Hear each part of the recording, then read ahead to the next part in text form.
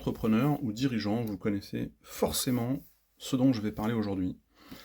Et d'emblée, je vous adresse mes plus vives félicitations si vous avez pu sortir de ce bourbier par le haut, parce que oui, c'est un bourbier. Je parle du deuil. Alors, par contre, je précise, je ne parle pas forcément du deuil au sens où on aurait perdu quelqu'un dans notre famille ou dans l'entreprise. Je parle du deuil d'une idée, d'une situation, d'une façon de faire. Et le dirigeant concerné, plutôt que de gérer positivement son deuil, de l'idée, de la situation ou de la façon de faire, il va procéder de deux façons possibles. Il ne va pas accepter la perte, et il va faire comme si rien ne s'était passé.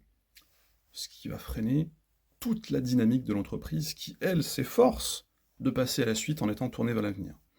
Et deuxièmement, vouloir absolument revenir à avant, en pestant, maugréant, en orientant ses décisions pour espérer revenir à cette époque bénie où tout allait pour le mieux. Et là aussi, tous ceux dans l'entreprise qui ont fait le deuil, eux, vont être freinés par cette attitude contre-productive du boss. Vous voulez arrêter de perdre du temps? Apprenez à gérer le deuil de ce qui vous retient dans le passé, tout simplement. Le temps, c'est ce qui vous sert à atteindre vos objectifs. Et mon objectif, c'est que vous atteigniez les vôtres en contrôlant votre temps.